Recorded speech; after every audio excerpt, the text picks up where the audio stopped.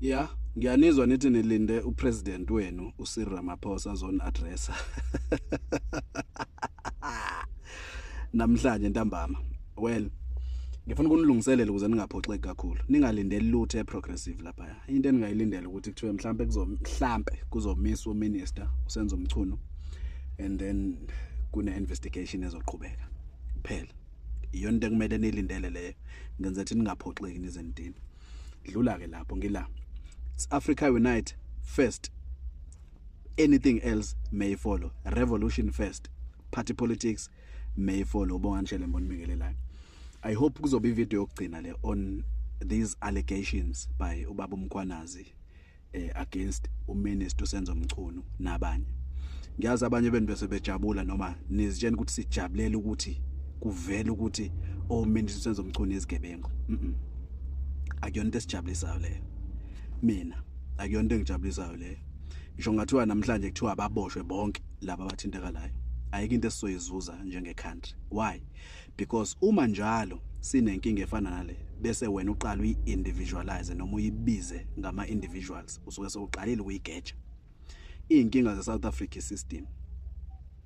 Into engijabulisa okokuqala ukuthi mhlambe nabo oMinister uSenzo Mchunu sebezoqala babona sasisho ukuthini masithi this whole system must be changed. Hayi ukuthi ilungiswe, isiziprovile ukuthi ayilungiseki. This Roman Dutch law kumele sithi do away nayo. Ayisave interest yethu. Now angikusho lokho ngoba ngithi ngivikela ubugebengu babo. Ngisho ukuthi ngiya-understand ukuthi ama leaders wonke enziwa yini ukuthi abe izigebengu because akuyena ubaba uMinister uSenzo Mchunu kuphela. Wonke ama leaders wena izigebengu. Angisho kunjani ngithi izigebengu ngisho wrong because akubona bonke ubugebengu oburongi. Yangizwa ukuthi ngithini? Awu madoda ngivele ngikhuluma umacingwane. Not yonke into engale komthetho irong because umthetho awuhlangene nokuthi ine wrong ne right. Uhlangene nokuthi uphethe ubani usha ubani abavikelani. Ngithi system inendlela yokucriminalize yonke into that looks like us and then masuvikela yonke into engafani nathi. Bezo lonto isystem yakhiwe ngamabomu ukuthi wonke ama leaders amanye wethu asazovela ukuthi ayathinteka. Amanye ama leaders asazovela thathinteka. Amanye mhlawumbe azagcina engavelanga but akusho ukuthi nawo awakhomitanga icrime somewhere somehow. Yabo? So ibolile yonke isystem. Ngisho ukuthi isystem inendlela yokucriminalize yonke into ehlala kulezi zihlalo. Ukuze unyuka uzufike kule level kuzofana ucommit crime somewhere and isuke kubuka nje system. Iyazi ukuthi izokuexpose later. But ayiba expose laba abasakhela lama condition ashiya ama leaders ethu engena option ngale kokucommit crime ukuze ikwazi ukwa expose later. So inamehlo iyona into sasingasanganisiwe ukuthanda ubaba uPresident Jacob Zuma but sasithi le system inamehlo iyakwazi ukukhetha abantu ekuzofanele babukeke njengezigebengu bese ivikela abanye ekuzofanele nje kuba ngazi ukuthi ayikho into ebugebengu abayenzayo and laba abavikelwa ikakhulu abafani nathi ngokwebala. Ilonto ke asivikele isigebengu la. Enye into engikhathazayo ukuthi obaba uGeneral Mkhwanazi esephumile wazinikela ukuthi uzomela iqiniso. Bese asenze ukuthi siphinde silinde ukuthi silinde iTV noma silinde izpeech zezigebengu. Bengamele kube njalo. Besifisa ukuthi silithathe silinikele ezandleni zogeneral ukuze liqalwe libuswe ngendlela ehlukile abantu abahlukile ukulungisa yonke lento because inkinga zethu are systematic. Akuzona ezababa uCyril Ramaphosa, akuzona ezababa uSenzo Mchunu, akuzona eza President Jacob Zuma. Inkinga yama South Africans niyathanda ukuthi uma kunento encane ebizwa ngegama lomuntu nithi yonke inkinga ya South Africa izolungisa ukuthi kulungise lo muntu. Uyayigeja inkinga monze njalo. Ngisho ngathi uyabosha namhlanje ubaba Minister uSenzo Mchunu. Ayikho into enkinga ezoaddresseka ye-South Africa lapho. Angeke unciphe ukushoda kwamathuba emsebenzi, angeke ubuye ugesi, angeke abuye amanzi, angeke imigaqo ilunga, ayikho into angeke iphele icrime. Ezwake icrime angeke iqedwe ukuthi kuboshwe laba abathinteka. No, because icrime yakhiwa isystem and kuyaziwa ukuthi icindezelo obani kakhulu. Njalo isystem inendlela yokufihla isandla esisebenza behind the scenes ukuthi sikwazi ukusicindezela.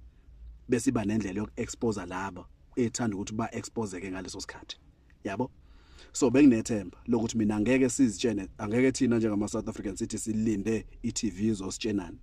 Benginethemba lokuthi sona sikhathi sokuthi sithi General Mkhwanazi nabanye general abazimisele ngokumela iqiniso thathani ilizwe libe sezandleni zenu sisalilungisa le system because angeke sikwazi ama institutions appointwe out ubaba uGeneral Mkhwanazi ilawe siwathembile esizitshela sizothola ijustice kubona criminal justice system or judiciary nase parliament uma kubole yonke lawo ma institutions akha isystem ufuna ungitshela uthembeni wena ukuthi izolungisa inkinga zethu noma ubona nje wena makuwaboshwa uMinisi Senzo Mchunu sekuzobe seku-right ke mina ngisho ngathi uthi uPresident uRamaphosa namhlanje uyambopha uMinisi Senzo Mchunu angidingi nanokuthi azaboshwa akulungisa iluthe ezinkingeni esinazo because izinkinga azakhiwe ubaba uMinisi Senzo Mchunu angisho ukuthi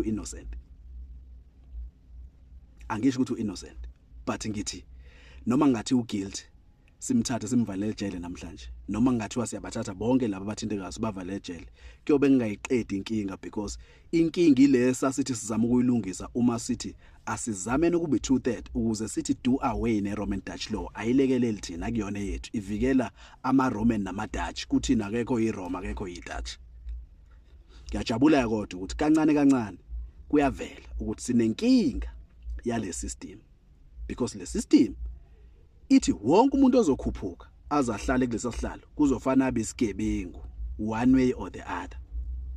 Siphethwe izigebengu ungaboni ezinye zijabula zihleka kumnandi zijabula because akakavela kwa kusazovela abanye bazogcina bangavelanga but akusho ukuthi abazona izigebengu. Now asidingi ukuapproach ama individuals uma sifuna ukulungisa lonto sidinga ukuthi le system isiziprovile for more than 30 years ukuthi ayikwazi ukulungiseka idinga ukudestroy iqale phansi. Hayi nangoke lo ufuna sife. Freedom is the most expensive thing a person can buy because ikhokhelwa ngegazi.